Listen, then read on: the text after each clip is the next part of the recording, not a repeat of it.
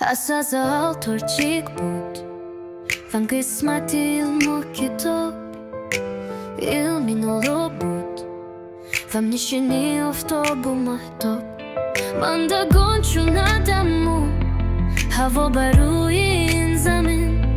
من نمود با عالمی مقصود معنی انقلاب از اوستو از قیام نظم خزیل میکردیم باری اول در زمین تاجیک کرد کشف نصاب از ازل از بستان تو شیریک میخون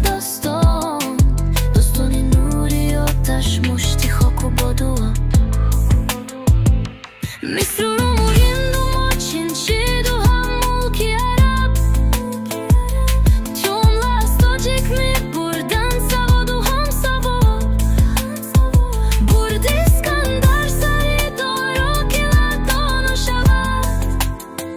تا که یونان نبی بخشد افتاب اشی ها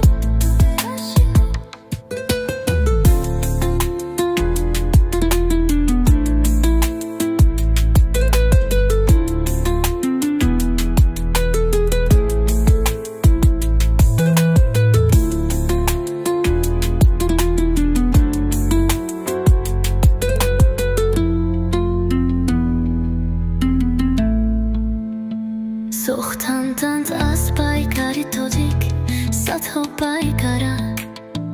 توکی تو کنند هلوت پرستی صد تو از بخارا تا به خورشید همزی بغداد تا به مویه نقش سامانید به هر بری سوال بودی جواب سلچوقیک تو توریدیندو ترکورومی درمون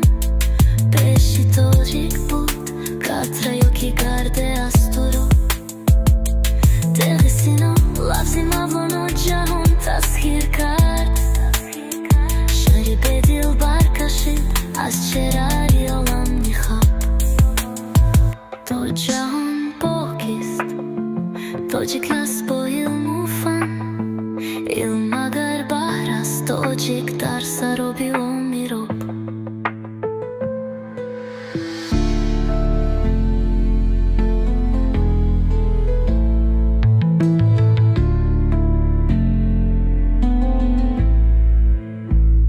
میسرورم و هندو و چینچین و هم ملکی عرب جمله از تاجیک میبردن سواد و هم سواد برد اسکندر سری دارا که واردا نشود تا که یونان را ببخشد افتاب اشی ها میسرورم و هندو و چینچین و هم ملکی عرب جمله از تاجیک میبردن سواد و هم سواد